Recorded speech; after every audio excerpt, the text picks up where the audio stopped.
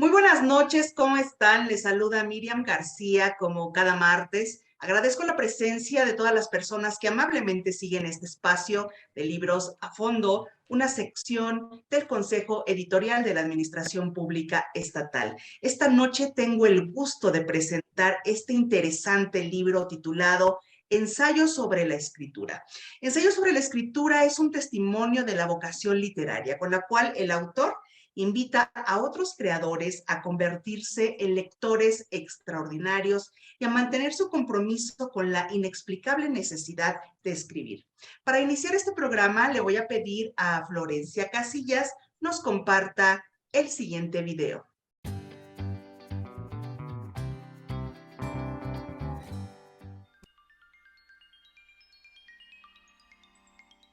En el oficio de la escritura, tarde o temprano, llega el momento en que la práctica se convierte en tema y la búsqueda se vuelve sobre sí misma.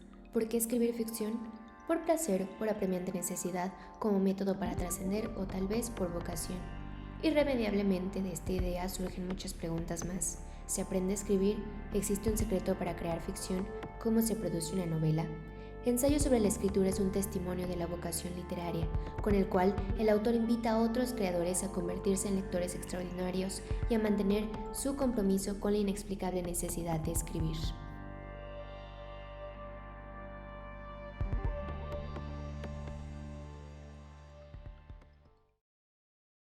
Edomex. Decisiones firmes, resultados fuertes.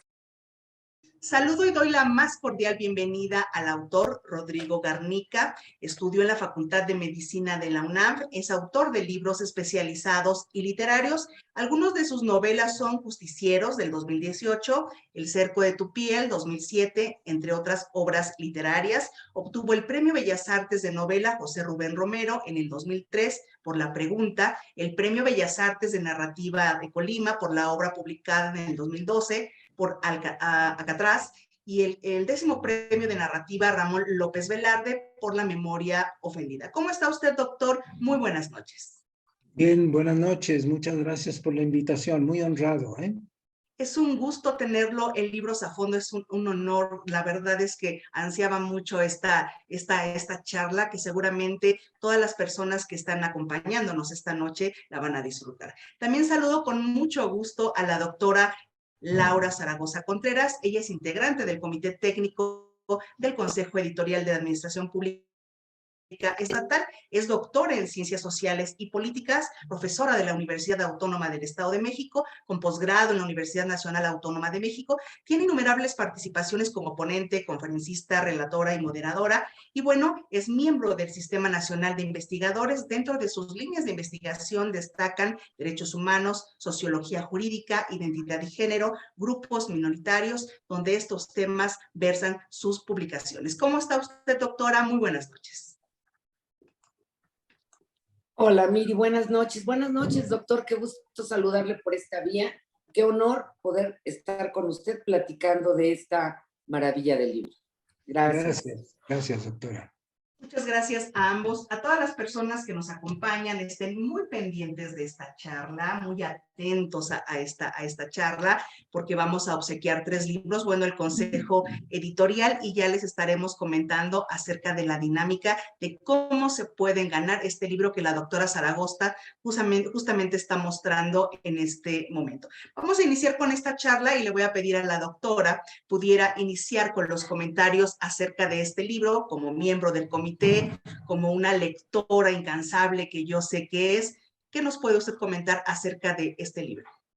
Bueno, este libro es una maravilla. A mí me dejó sorprendida porque es de estas lecturas que de principio a fin el doctor Garnica lo que hizo fue atrapar al lector y se apodera de él y hasta que lo termina uno y luego quiere uno regresar a revisar algunas partes que a mí me pareció es una obra obligada. Quien quiera aprender un poco más de lo que es ser escritor y lo que es también la estructura de un ensayo. Muy bien, doctora. Yo quisiera preguntarle al doctor, ¿cuál es el tema central de Ensayo sobre la escritura? ¿A quién va dirigido este texto? Mire, este libro surge de esta inquietud, lo definen muy bien en el texto de la contraportada. ¿Mm? Cuando uno explora un mundo como la escritura, más tarde o más temprano termina preguntándose, bueno, ¿y yo por qué escribo? Sobre todo porque escribo ficción. Porque todos escribimos en nuestra profesión, ensayo, el resultado de una investigación, etcétera. Pero escribir ficción no deja de ser una actividad un tanto cuanto gratuita. Y entonces va dirigido a gente que tenga esas inquietudes, y mi pregunta que haré más tarde tiene que ver justamente con eso, con los indecisos, con los inseguros, como he sido yo por muchos años. Y entonces me hago las preguntas que ya se hicieron algunos filósofos, de qué es escribir o por qué se escribe, etcétera. Es una vuelta al hecho mismo, como si otro profesional se preguntara, ¿y yo por qué soy ingeniero? ¿O yo por qué soy médico? Etcétera. Bueno, yo porque escribo y escribir ficción. Esa es más o menos la meta de este libro. Muy bien. El origen de un libro es una idea, a veces una razón. ¿Cuáles son las razones o cuál fue la idea que llevaron a Rodrigo Garnica a escribir ensayos sobre la escritura y qué pudiera usted decirnos acerca de ello? Lo que acabo de decir y otras cosas mucho más mundanas, mucho más prácticas, porque cuando me hice las preguntas, necesariamente se convirtieron en preguntas filosóficas, porque efectivamente hay gente muy seria y muy importante que se ha hecho estas preguntas, pero luego quedaban otras que yo me quería hacer también, que no me atrevía mucho y por fin me atreví. Por ejemplo, ¿qué se necesita en el contexto para escribir? ¿Qué tan importante es disponer de tiempo? ¿Qué tan importante es disponer de un lugar para escribir? ¿Qué tan cierto es que hay que escribir de la experiencia personal? ¿Qué tan cierto es que el candidato o el futuro escritor debe vivir una vida intensa, llena de experiencias, etcétera, para que luego tenga algo de qué escribir? Toda esa serie de preguntas. ¿Qué tan importante es que tenga resuelto su problema económico? Porque hemos vivido la leyenda decimonónica del escritor que está en un ático en París, le cortaron la luz por falta de pago, se ilumina con una vela, no tiene para comer, pero aún así escribe. Bueno, ese tipo de cosas yo creo que ya nadie las vive actualmente. Se necesita tener resuelto el problema de dinero, se necesita un lugar especial para escribir y una serie de cosas de ese tipo. Claro. Valdría la pena que la audiencia supiera, y creo que lo hemos comentado a lo largo de diferentes programas de libros a fondo, que pareciera que los escritores están dedicados a las letras, que fueron formados para ello, y no necesariamente. Tenemos escritores del fondo editorial, una Minerva Paredes, que es dentista, por ejemplo. Tenemos a una Lola Ancira o Lourdes Walsh, que también tienen una formación. Lourdes Walsh tiene una formación de medicina. Y bueno, usted es psiquiatra. ¿Cómo combinar la formación que usted tiene con las letras? Jubilándose. Son incombinables. No, la medicina es extraordinariamente exigente. Desde luego, la vocación viene desde los primeros años. La vocación por escribir o por leer literatura. Pero objetivamente hablando, es difícil que se puedan hacer las dos cosas, al menos con la misma intensidad. Una compañera mía, también médica, también psiquiatra, madre de familia, escritora, etcétera, puede hacer todo a la vez. Pero ya sabemos que las mujeres sí pueden, los hombres no podemos. Los hombres tenemos las anteojeras aquí y voy derecho y no me quito. Y entonces yo tuve, claro, publiqué 2 novelas pequeñas antes de jubilarme, pero tuve que esperar a eso por una razón muy importante que aquí la menciono y que ya mencioné hace un rato: disponer de tiempo. Ujú. Es decir, escribir es soledad, es silencio y es tiempo.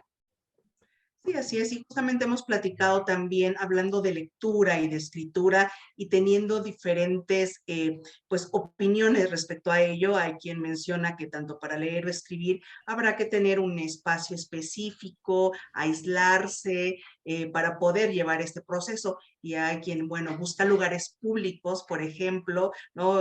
O en algún consultorio, o en algún restaurante, o esperando alguna diligencia con algún doctor. Bueno, están escribiendo y ahí están fluyendo estas ideas. Doctor, desde su punto de vista, ¿cuál tendría que ser el proceso para llevar a cabo la lectura o la escritura? Yo necesito nada más de dos condiciones: soledad y silencio.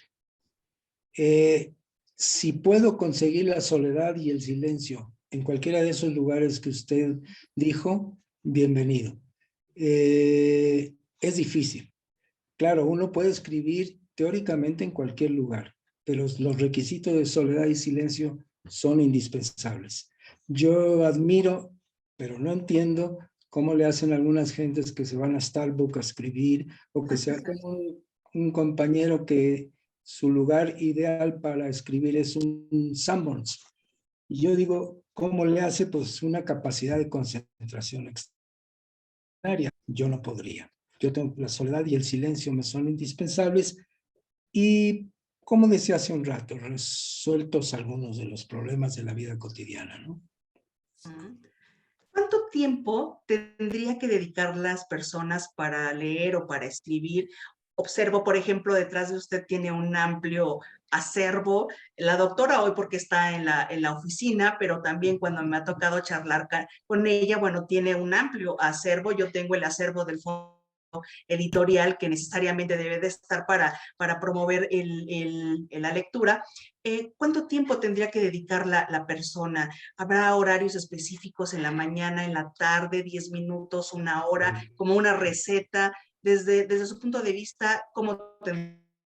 Mire, se necesitan 8 horas para leer, 8 horas para escribir, 8 horas para trabajar y ganarse la vida, 8 horas para dormir, y ya no me salieron las cuentas. Entonces, sí hay un horario para escribir, eso cada quien lo encuentra. Conozco un escritor que espera a que se duerma toda su familia, hijos, etcétera, y se pone a escribir más o menos de las 11 de la noche a las 3, 4 de la mañana, duerme de día, en fin, y yo prefiero la mañana. Yo de hecho empiezo más o menos a las 9 de la mañana, 9:30, hasta las 3:30 o 4, y en la vida vuelvo a tomar a escribir. Me dedico un poco a leer, a ver televisión, etcétera. Sí tiene unos horarios. Para mí el horario ideal es mañana, es cuando realmente puedo uno hacerlo, yo. Okay. La doctora Zaragoza, igual aprovechando la pregunta, usted lee bastante y la verdad que me ha tocado charlar con usted, tanto en el trabajo como en este tipo de entrevistas, y es una mujer que lee mucho. ¿Cómo hace Laura Zaragoza para adentrarse a la escritura y a la lectura? Yo en contraposición de lo que dice el doctor, y yo creo que eso, bueno, depende mucho de cómo nos hayamos ido formando, pero yo soy totalmente nocturna, yo totalmente, quiere que yo me ponga a escribir, y se lo atribuyo, pero esto es más bien, me he ido dando cuenta que hay menos distractores en la noche. En la noche no va a sonar el teléfono, en la noche no va, vamos, para mí es el horario ideal y yo sí puedo estar trabajando hasta las 2, 3, 4, 5 de la mañana y creo que trabajo más rápido, pero aquí yo no sé qué tanto, por ejemplo, en el caso del doctor, a mí ha llamado mi atención en este libro sobre la escritura. Veo mucho de él, veo mucho de Rodrigo Garnica, el médico, de Rodrigo Garnica, el psiquiatra, de Rodrigo Garnica, el escritor. Es decir, creo que con este libro él nos permite conocer un poquito más de él como ser humano. Pero Hablando de todo esto, doctor, yo quiero que nos platique también de usted. En este caso, por ejemplo, veo una parte maravillosa, que es donde entrelaza usted todos los recursos filosóficos, pero además lo hace de una manera magistral. Por ejemplo, ¿cómo va usted mezclando a Flaubert, a Durazzo, Kafka, y los va entrelazando con el pensamiento de Sartre, de Camus o de Heidegger? ¿Cómo se logra todo esto, doctor? Cada uno logra usted ponerlo en el mismo plano, pero jamás encuentro competencia. ¿Cómo se logra esto, doctor, en un libro como Ensayo sobre la Escritura? Yo creo que lo primero que funciona es admirar profundamente a los autores que se están citando. No siempre se está de acuerdo con ellos. Hay una cita de Marguerite Duras que dice que si uno supiera de qué trata lo que va uno a escribir, no escribiría el libro. Yo no estoy de acuerdo con eso. Pero sí admiro a Marguerite Duras profundamente. Y todos los autores que usted citó son en parte motivo de admiración y también de formación. Mire usted, el defecto que tenemos quienes no hemos estudiado formalmente una carrera de humanidades es que andamos pescando lo que podemos, leyendo lo que podemos, etcétera. Esto nos expone, claro, a de repente tener huecos de información tremendo o profundizar en algún autor. Es un poco caprichoso esta formación. Yo he leído de Flaubert todo lo habido y por haber, hasta qué enfermedad tenía, que en realidad no era epilepsia, eso lo dice la gente. He estado en el Museo de Flaubert en Rouen, en Francia. Fui a su estudio de Croisset, que está a 6 kilómetros de la Catedral de Rouen. O sea, ya más no puedo ir con Flaubert. Entonces, y me he leído todas sus cartas, no todas, obviamente, son 6 tomos, pero varias de las cartas, sobre todo a Louis Collet. Y sin embargo, usted me puede citar un autor que es muy importante haber leído y que no lo conozco. Yo he pasado un poco por esas vergüenzas. Ese es el riesgo de la autoridad, pero tiene uno que correrlo. Esto nos lleva al tema de si estudiar la carrera de letras forzosamente ayuda a escribir ficción. Y yo digo que no, aunque no sobra.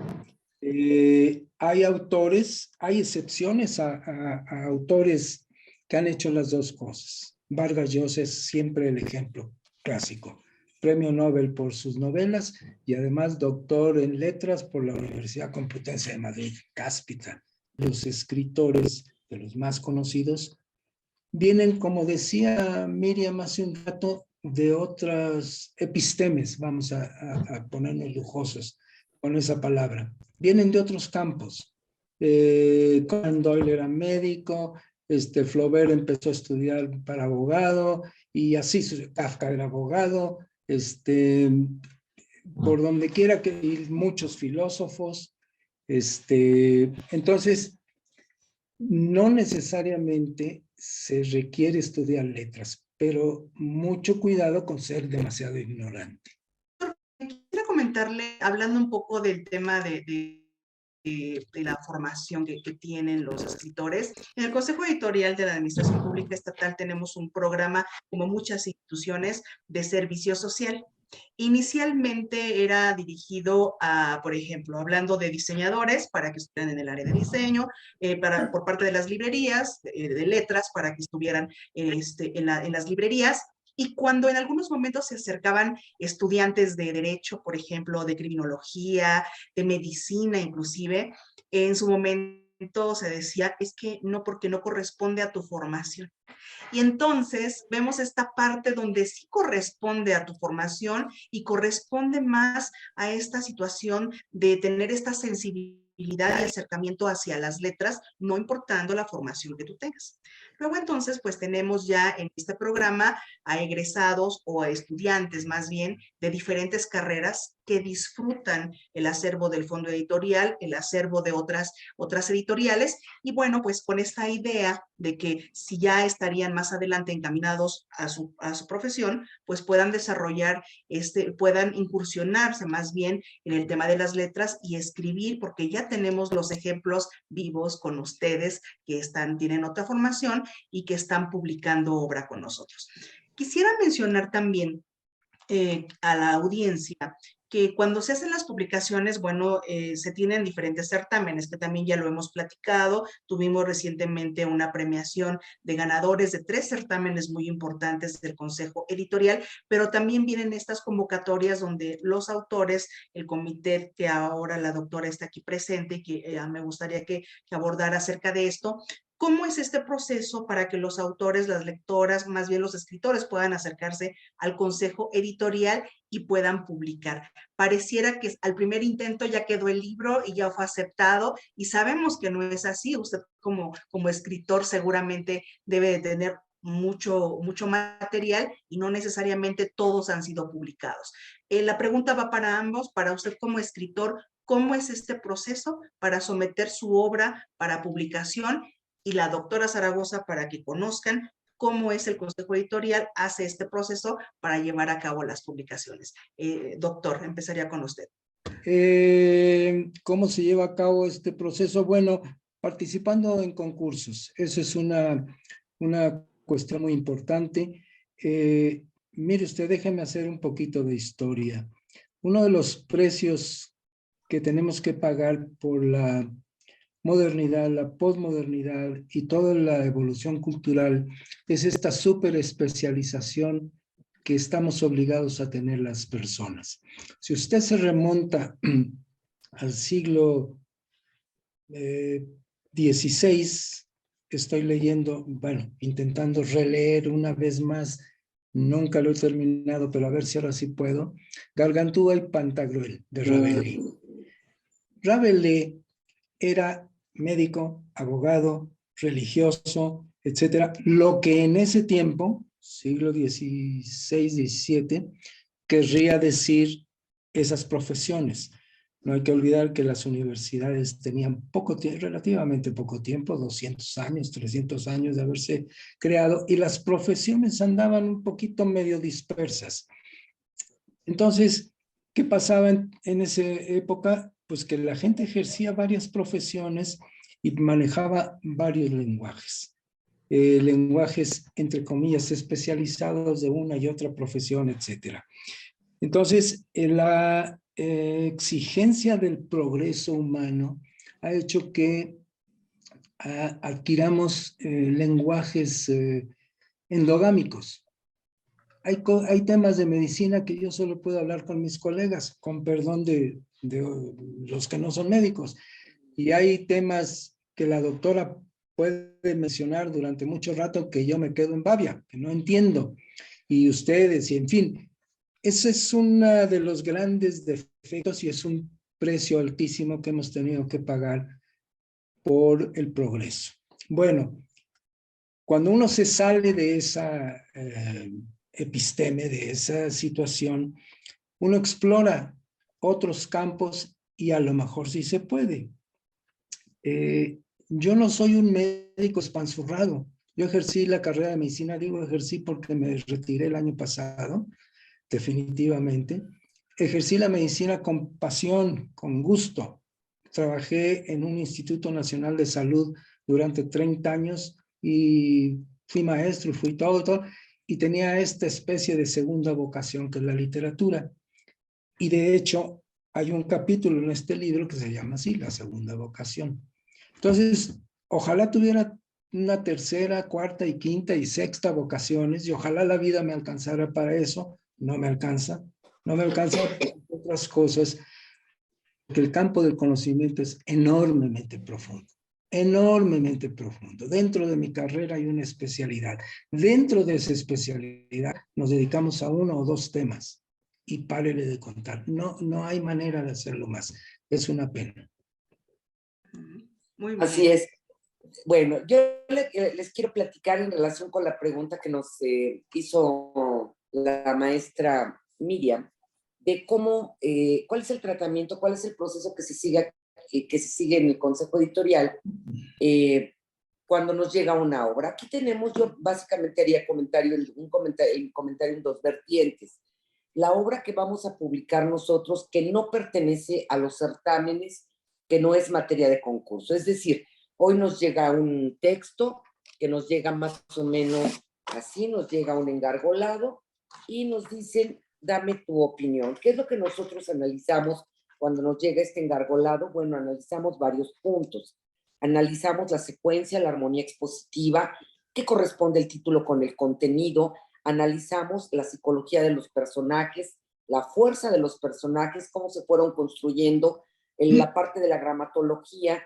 Revisamos la parte, por ejemplo, cuando es un trabajo en el que tratan de insertar algún aparato crítico o, el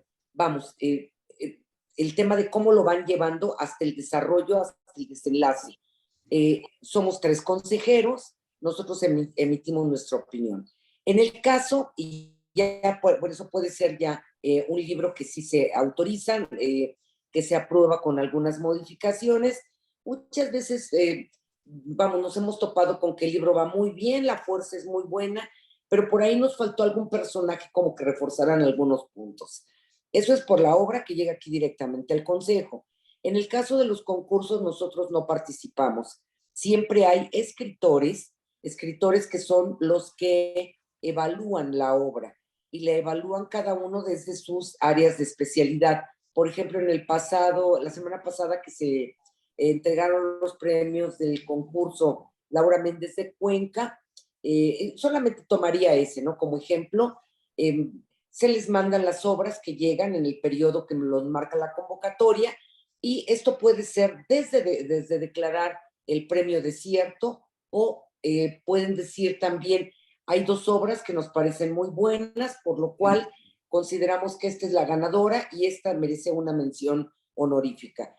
¿Qué pasa con esos textos? Bueno, el compromiso del Consejo es editar la obra, también en el caso de las menciones honoríficas, también se hace esa publicación y así es como nosotros también vamos enriqueciéndonos de todo esto. Todos los autores que son parte de un jurado son de aquí del Estado de México, no. Son autores nacionales que por su trayectoria son autores que tienen un reconocimiento no solamente nacional, sino también internacional y que son los que nos dan su punto de vista. Y yo creo que además esto valida muy bien las obras porque ahí sí ya nosotros no partimos.